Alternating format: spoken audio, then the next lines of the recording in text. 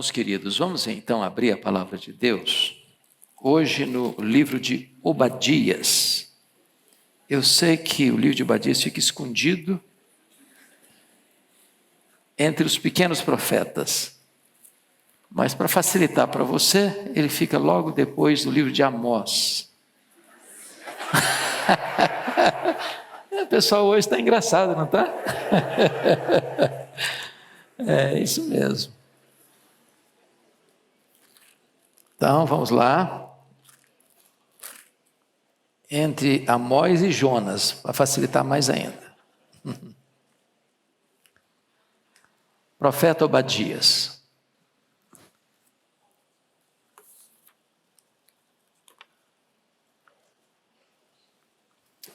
Convido você para acompanhar a leitura, então. Pode baixar um pouquinho só o retorno, por gentileza. Visão de Obadias. Assim diz o Senhor Deus a respeito de Edom. Temos ouvido as novas do Senhor, e às nações foi enviado um mensageiro que disse: levantai-vos e levantemo-nos contra Edom para a guerra. Eis que te vis pequeno entre as nações, tu és muito desprezado. A soberba do teu coração te enganou, ó tu que habitas nas fendas das rochas, na tua alta morada. E dizes no teu coração: quem me deitará por terra? Se te remontares como a águia e puseres o teu ninho entre as estrelas, de lá te derrubarei, diz o Senhor. Se viessem a ti ladrões ou roubadores de noite, como está destruído, não furtariam só o que lhes bastasse?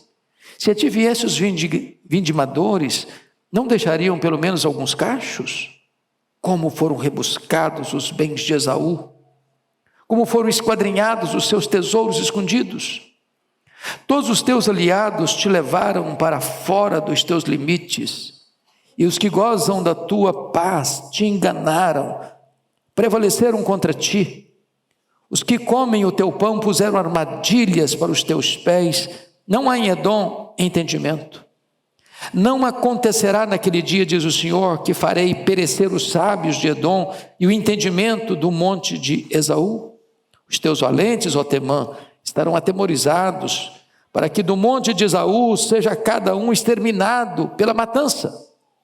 Por causa da violência feita a teu irmão Jacó, cobrir-te-á vergonha e serás exterminado para sempre.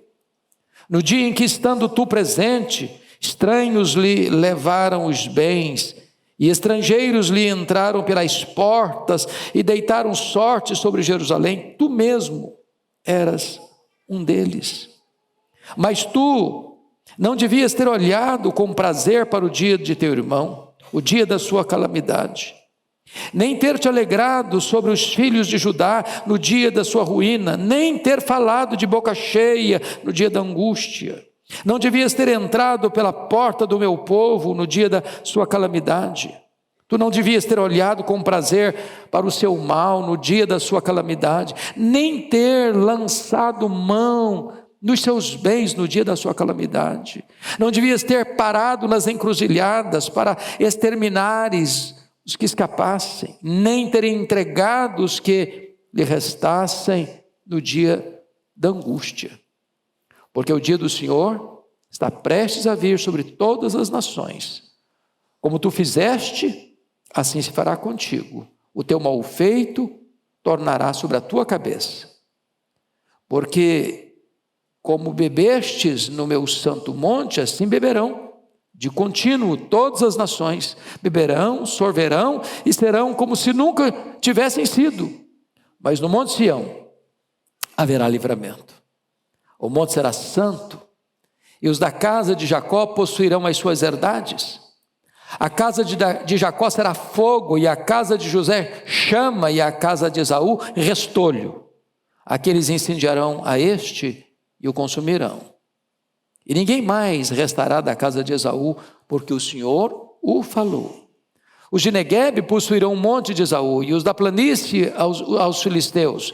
Possuirão também os campos de Efraim, os campos de Samaria, e Benjamim possuirá a Gileade.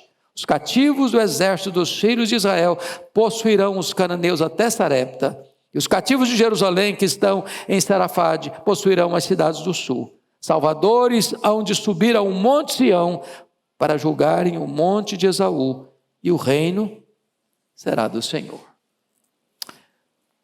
Eu quero tratar com os meus irmãos nesta noite sobre o tema os erros de uma família e a ruína de um povo. Os erros de uma família e a ruína de um povo. Bom, é sabido de todos vocês que o livro de Obadias é o menor livro do Antigo Testamento. Dos 39 livros do Antigo Testamento, este é o menor de todos. Ele é um dos profetas menores e o menor dos menores.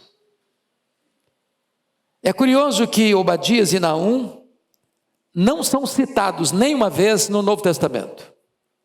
E esses dois livros retratam a derrota definitiva de dois inimigos do povo de Deus, Edom e Nínive, capital da Síria. O livro de Obadias é um alerta soleníssimo para as famílias, para a igreja e para as nações. Mostra para nós que o erro hoje de uma família, se não tratado convenientemente, pode se espalhar, pode reverberar, e isso pode atingir futuras gerações e atingir nações. O ponto aqui, meus amados irmãos, começa com uma família. Família de Isaac, família de Rebeca. Esse casal, que teve um casamento belíssimo, em amor. Este homem que vem de uma família muito importante na história, ele é filho de Abraão, herdeiro único de uma grande fortuna e de uma grande herança espiritual. Casa-se com Rebeca, ela é estéril. Ele orou 20 anos, para o ventre dela ser curado. Depois de 20 anos de oração, Deus faz um milagre. Nascem Esaú e Jacó. 2 filhos, 2 nações dentro do ventre, irmãos gêmeos, nações que nasceram do mesmo ventre. Jacó é o pai dos judaítas, Esaú é o pai dos edomitas. E por inabilidade deste casal, Isaac e Rebeca, que em vez de construírem amizade entre os irmãos, construir pontes de amizade nos seus filhos, resolveram um ter opção por um, outro ter opção por outro. Isaac amava mais Esaú, Rebeca amava mais Jacó. E em vez dos filhos crescerem unidos, tornaram-se competidores, inimigos, rivais. E essa rivalidade avançou para dentro da história. E o que nós lemos hoje aconteceu 1500 anos depois. Esse ódio ainda está permanecendo. E o que está acontecendo? Os filhos de Jacó, povo de Jerusalém, está sendo saqueado, invadido, massacrado pelos caldeus. E os irmãos de Jacó, os edomitas, estão celebrando, estão batendo palmas, estão junto com os inimigos, estão celebrando no dia da angústia do povo de Jacó. E mais, estão entrando dentro da cidade, saqueando os bens dos seus irmãos. Estão nas encruzilhadas, os que tentavam escapar, eles matavam, os que não conseguiam matar, e entregavam para os caldeus para que eles fossem mortos. E então Deus está aqui trazendo juízo sobre Edom, porque lá há 1500 anos, um pai e uma mãe não tiveram sabedoria para criar os seus filhos como amigos. E eu, à guisa de introdução, quero destacar 3 pontos. Primeiro, nunca subestime os pequenos problemas eles podem se tornar um grande mal. Preste atenção nisso. Esses dois povos, Israel e Edom, nasceram de um mesmo ventre. Foram filhos de um mesmo pai, de uma mesma mãe. Beberam o mesmo leite materno. Foram criados na mesma casa, sob as mesmas instruções. Mas o ódio de um pelo outro foi tal que ao longo dos anos, esses dois países viveram inimizados. E agora, um deles, os edomitas, massacram o seu irmão, quando o seu irmão está vivendo o dia mais triste da sua desventura. E o resultado é o juízo peremptório de Deus vindo sobre os edomitas. Olha o verso 10 comigo. Por causa da violência feita a teu irmão Jacó, cobrir-te-á vergonha e serás exterminado para sempre. Primeiro ponto então, não subestime os pequenos problemas, porque eles podem se tornar um grande mal amanhã.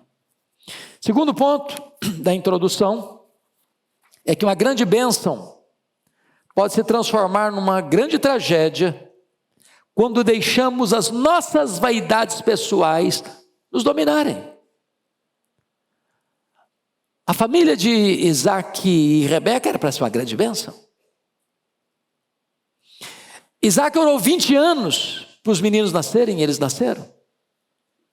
Podia ser uma grande bênção para o mundo, mas por uma questão de vaidade, eles não souberam criar os filhos.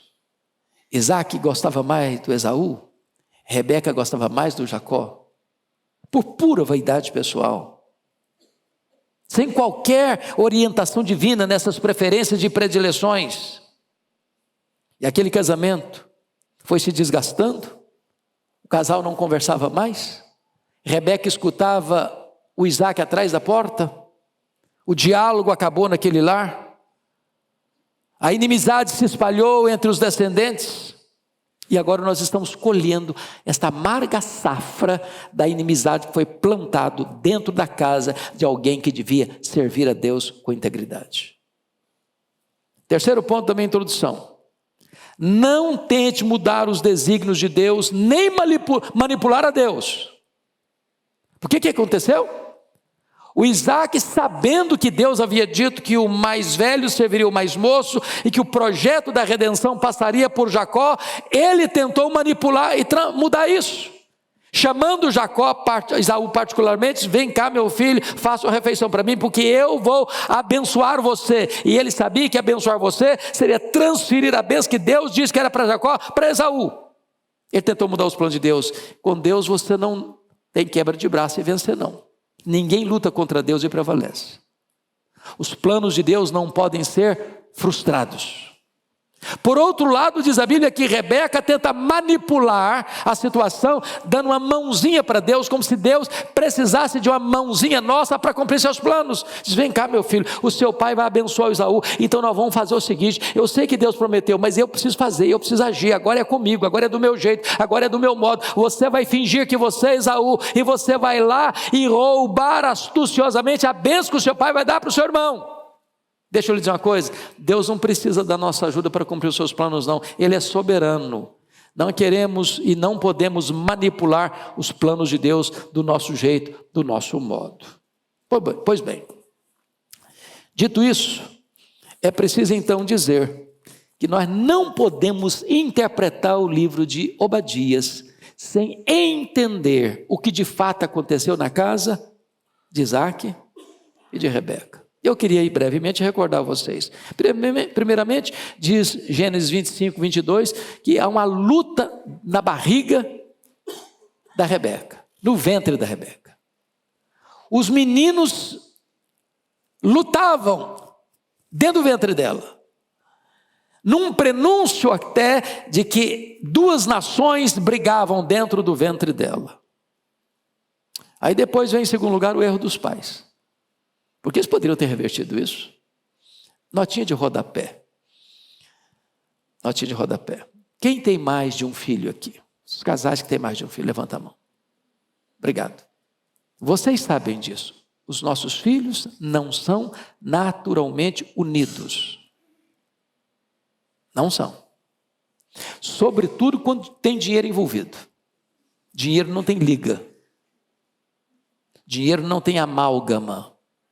Dinheiro divide. Quando você vê uma família com os filhos unidos, pode saber de uma coisa: tem um pai e tem uma mãe por trás costurando esta amizade. Cuide para que seus filhos sejam amigos, sejam unidos. Isaac e Rebeca não fizeram isso. Terceiro, para entender, um jantar caríssimo. Esse é o jantar mais caro da história. O Esaú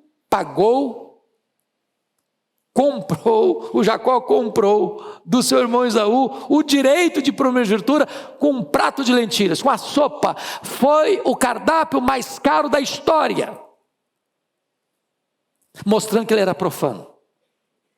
Mostrando que ele não dava valor às coisas espirituais. Mostrando que as coisas materiais é que dominavam a mente e o coração dele. Agora preste atenção, esses povos todos ao redor de Israel tinham deuses.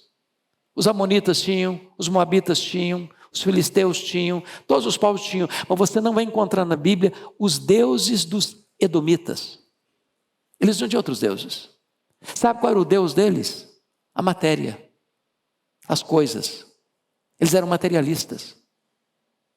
Eles amavam as coisas, eles matavam pelas coisas, eles roubavam pelas coisas, eles eram totalmente materialistas, e é exatamente o que está acontecendo aqui, na calamidade do seu irmão. Eles estão lá saqueando, roubando, tomando, espoliando.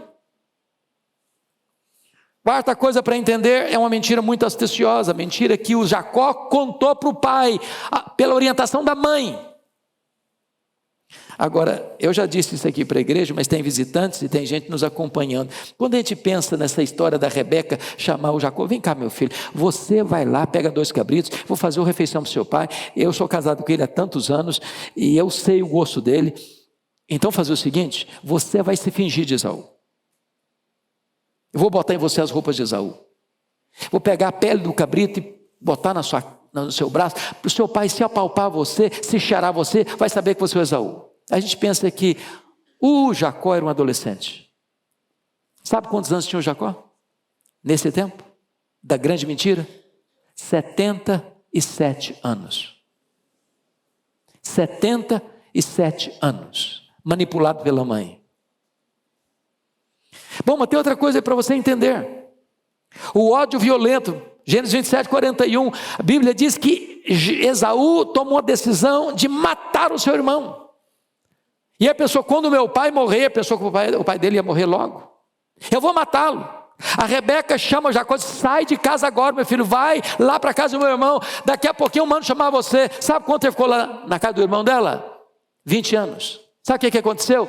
Quando Jacó voltou, a sua mãe já estava morta.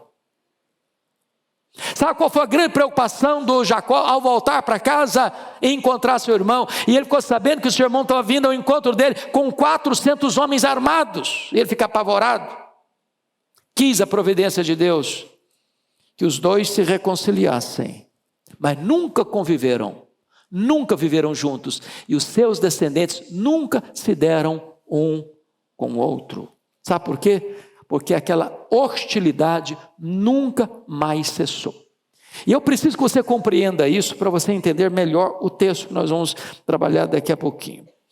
Quando você vai lá para Êxodo, estavam saindo do Egito, Moisés pediu aos descendentes de Esaú, os edomitas: permita-nos passar pela sua terra. Nós não vamos pegar água, nós não vamos comer nada, não vamos tirar nada, só nos deixe passar. Sabe qual é a resposta dos edomitas? Não! Não permitimos. Se nós bebermos da água do poço, nós pagaremos, deixa-nos passar. Não! Não permitiram. Inimizade. Sabe quanto tempo tem isso? De Jacó esse período aí? 400 anos.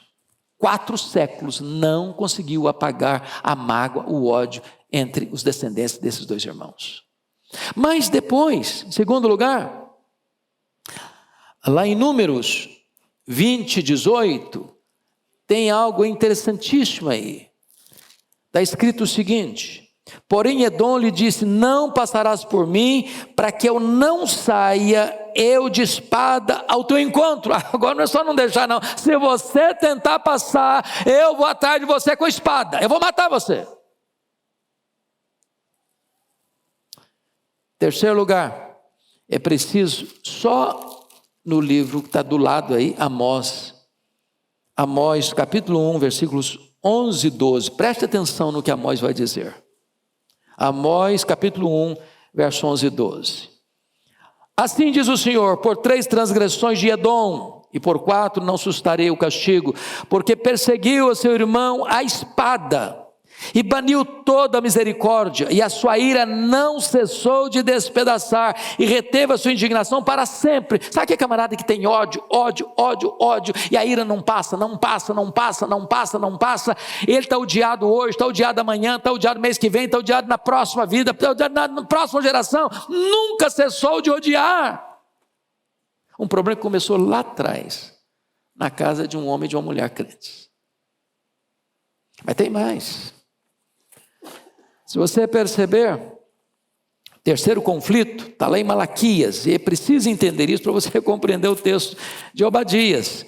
Malaquias capítulo 1, versículos 2 a 5, está escrito o seguinte, olha o juízo de Deus: eu vos tenho amado, diz o Senhor, mas vós dizeis, em quem nos tem amado? Não foi Esaú, irmão de Jacó? Disse o Senhor, todavia amei a Jacó, porém aborreci a Esaú, e fiz dos seus montes uma assolação, e dei a sua herança aos chacais do deserto. Se Edom diz, fomos destruídos, porém tornaremos a edificar as ruínas, então diz o Senhor dos exércitos, eles edificarão, mas eu destruirei, e Edom será chamada terra de perversidade, o povo contra quem o Senhor está irado para sempre. Os vossos olhos o verão, e vós direis, grande é o Senhor, também fora dos limites de Israel. Já que o seu ódio não cessa, diz Deus, então a minha ira contra você também não vai cessar. Pois bem, mas vamos para o final.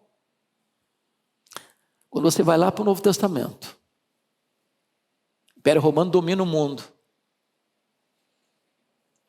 63 a.C., Pompeu conquista Israel, agrega o Império Romano. E Pompeu nomeia quem como rei? Herodes o Grande. Quem é Herodes o Grande? Membro da família Edomeia. Quem são os edomeus? Os descendentes de Esaú. Qual a postura de Herodes em relação aos judeus? De ódio. Manda matar as crianças de Belém, Herodes o Grande. Herodes Antipas, o segundo Herodes, manda matar João Batista. Herodes Agripa I manda matar o apóstolo Tiago. Herodes Agripa II zombou de Paulo. Por pouco Paulo me persuades a fazer um cristão com zombaria. Sabe o que acontece? Nunca mais você vai escutar sobre esse povo. Nunca mais. Então nós vamos ver agora com o texto, volta lá para Obadias comigo, e vamos dar uma olhadinha quais foram as maldades que eles praticaram contra o povo de Judá, quando Jerusalém estava sendo saqueada, atacada pelos caldeus. Em primeiro lugar, confira aí comigo o versículo 10 e 11 de Obadias. Edom luta contra seu irmão em vez de defendê-lo. Leia comigo, por favor, versos 10 e 11 de Obadias. Vamos juntos? Por causa da violência feita a teu irmão Jacó, cobrir-te-á vergonha, serás exterminado para sempre. No dia em que, estando tu presente, estranhos levaram os bens, e estrangeiros entraram pelas portas, e deitaram sorte sobre Jerusalém, tu mesmo eras um deles.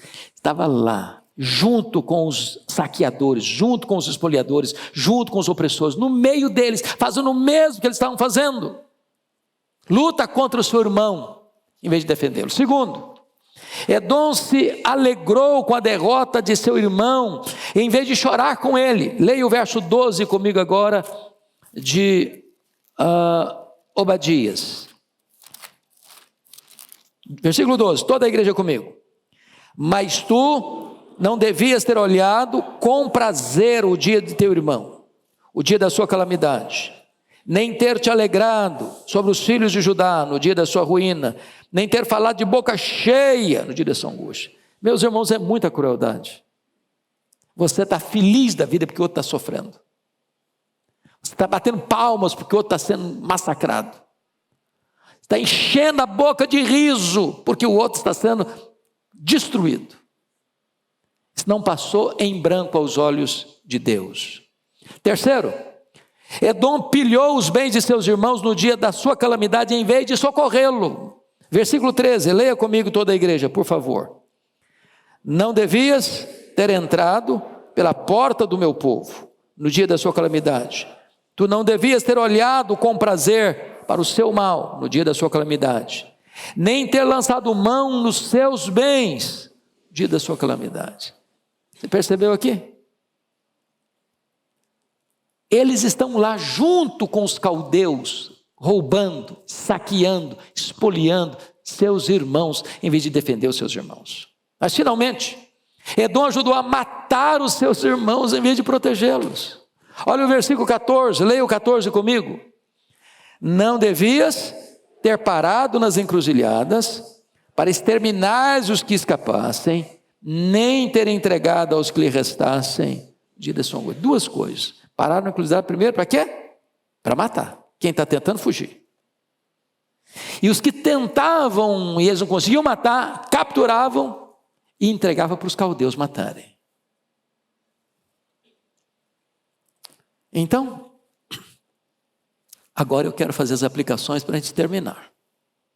Lições para a nossa vida. Primeira lição. Mostrar que Deus tem zelo pelo povo da sua aliança. Olha comigo o versículo 17. Leia o 17 comigo, você pode ler? Mas no monte Sião haverá livramento, o monte será santo, e os da casa de Jacó possuirão as suas herdades. Preste atenção nisso. Quem está massacrando hoje? A Babilônia.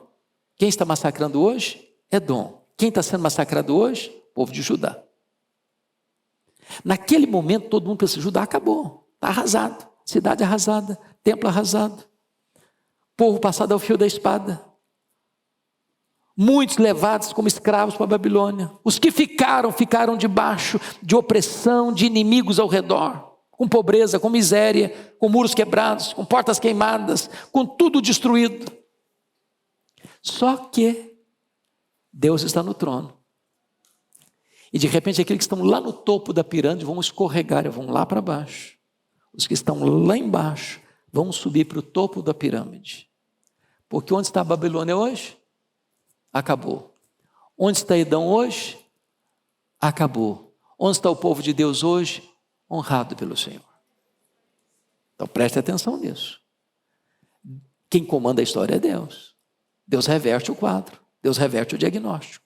Deus muda o cenário. Segunda lição prática. Mostrar que o orgulho precede a ruína.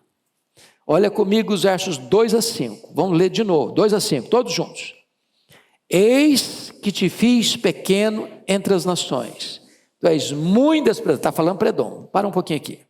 Não é que Edom é pequeno, não. O que está escrito aí? Eu te fiz pequeno. Eu te fiz desprezível. De Deus não se zomba. Não se brinca com Deus. Não se ataca o povo de Deus e fica por isso mesmo. Versículo 3, comigo. A soberba do teu coração te enganou. Ó tu que habitas nas fendas das rochas, na alta morada, e diz o teu coração, quem me deitará por terra? Versículo 4.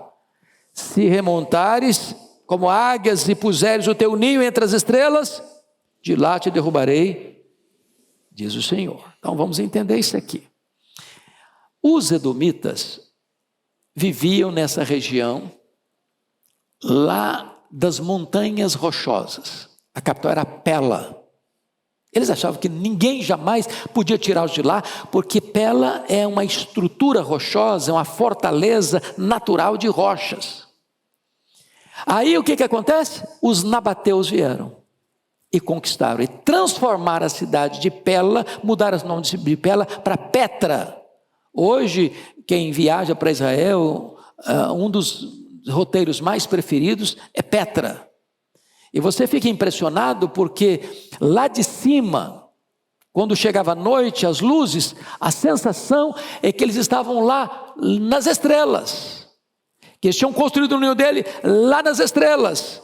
E eles diziam, ninguém consegue nos derrubar daqui. A situação geográfica que eles estavam era inexpugnável. E aí Deus está dizendo o seguinte: ainda que vocês coloquem o ninho de vocês lá nas estrelas, porque parecia que eles estavam entre as estrelas, nas alturas excelsas dos penhascos, de lá eu te derrubarei, diz o Senhor. Por quê? Por causa da soberba do coração que enganou você. Ninguém mantém-se soberbo sem ser derrubado das alturas da sua soberba, da sua arrogância, da sua presunção. Terceira lição prática: mostrar que ninguém está seguro, escarnecendo dos princípios de Deus. Meus irmãos, o homem que zomba de Deus, ele pode até num dado momento ser mais forte. Num dado momento ele pode prevalecer. Naquele dia estava prevalecendo. Era o dia da calamidade de Judá. Deus estava entregando Judá nas mãos dos seus inimigos. Mas o fato de Deus entregar Judá nas mãos dos seus inimigos não dava ao irmão Edom o direito de aproveitar daquela calamidade para massacrá-los ainda mais, para espoliá-los ainda mais, para feri-los ainda mais, para matá-los ainda mais. Deus viu nessa atitude de soberba, de arrogância, uma atitude insuportável. E então Deus suscitou os árabes nabateus contra Edom.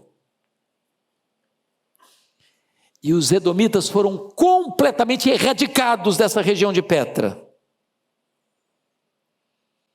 E eles foram completamente destruídos no ano 70, quando Tito Flávio destrói Jerusalém. Os descendentes de Esaú estão nessa região também e são completamente destruídos, e não tem mais no mapa este povo na história. Deus está exercendo o seu juízo, e o juízo final e completo sobre eles. Quarta lição prática: mostrar que aqueles que semeiam o mal colherão o próprio mal que semearam. Olha o verso 15 comigo. Leia o 15 comigo, por favor, todos juntos. Porque o dia do Senhor está prestes a vir sobre todas as nações. Como tu fizeste, assim te fará contigo. O teu mal feito tornará sobre a tua cabeça. Preste atenção aqui. O dia do Senhor está prestes a vir sobre quantas nações? Sobre todas as nações.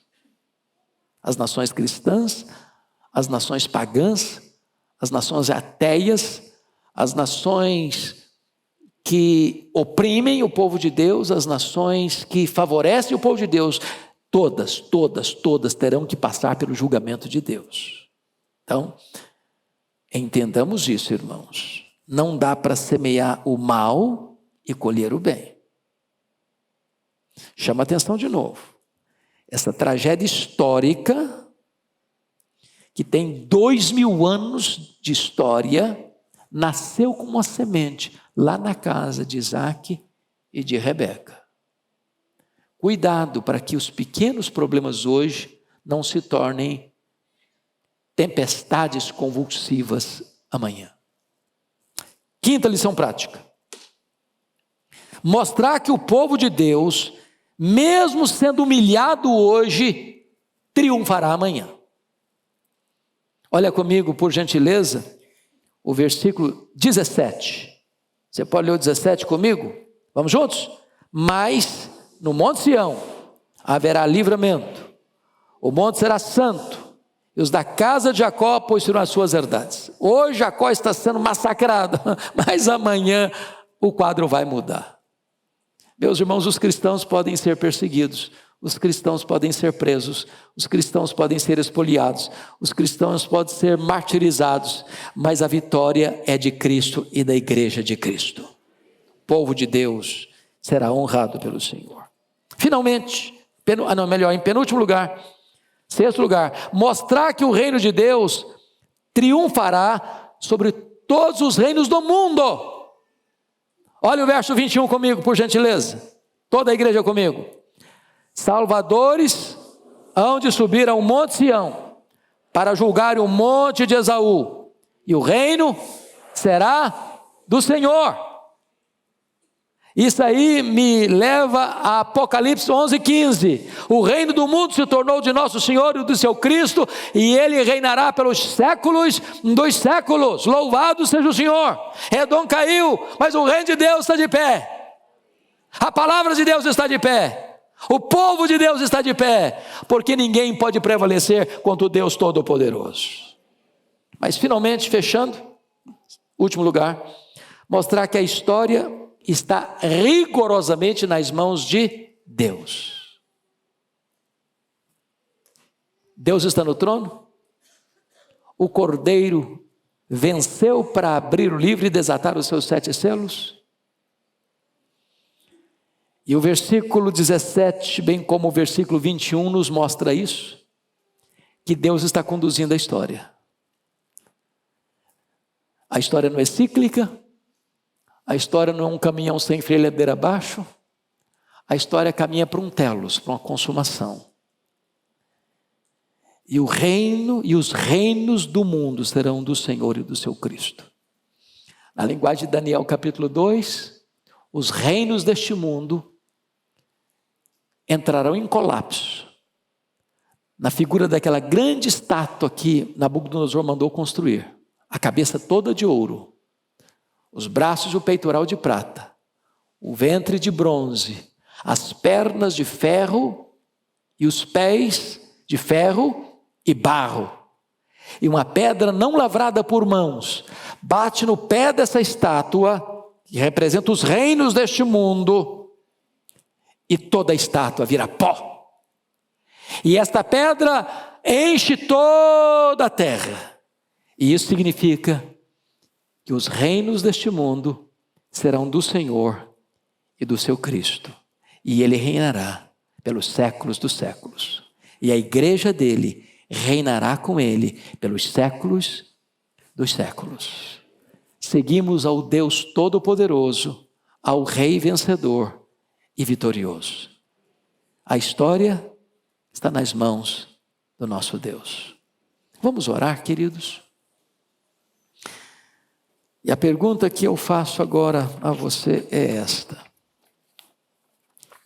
você tem permitido conflitos dentro da sua casa?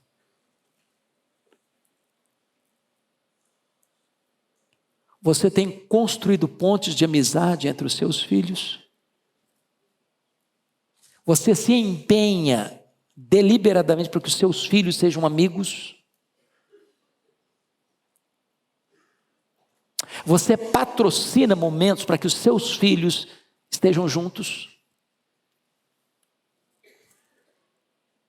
Não permita que os pequenos problemas de hoje virem grandes problemas amanhã.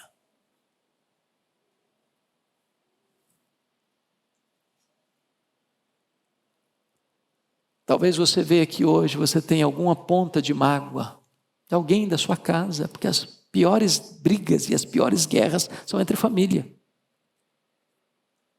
Está na hora de você ser um pacificador. Está na hora de você aplacar a fúria, construir pontes. Está na hora de você perdoar, para que esta ira não despedace para sempre. Para que você hoje estanque uma barragem que, se romper, pode trazer uma grande inundação. Senhor Deus, nós todos que estamos aqui precisamos de misericórdia, de discernimento, de prudência, a fim de que as pequenas coisas, aparentemente pequenas, sejam tratadas, resolvidas, a fim de que os pequenos problemas não se tornem problemas gigantes, incontornáveis, incontroláveis lá na frente. Abençoa a nossa casa, Senhor. Abençoa o nosso lar. E não permita jamais que tentemos mudar os teus planos ou manipular-te com as nossas estratégias fracassadas, tolas. Por amor do teu nome, Senhor, ajuda-nos a compreender que és soberano, tu estás no trono, que tu estás dirigindo a história, e que ninguém pode insurgir-se contra ti, contra o teu povo, sem sofrer severas sanções dessa loucura.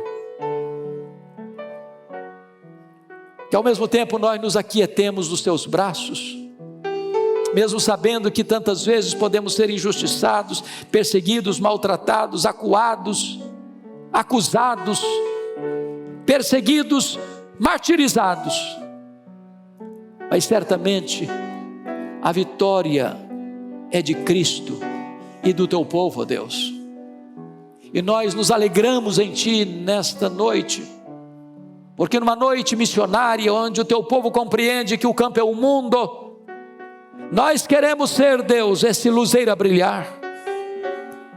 Nós queremos ser a esperança, levando a esperança do Evangelho e anunciando Cristo, que é a esperança verdadeira, a fim de que os povos se rendam a Jesus, a fim de que os povos se submetam à tua soberania, em vez de se insurgirem contra ti.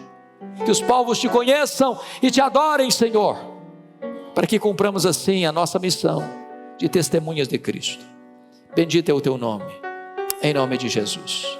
Amém.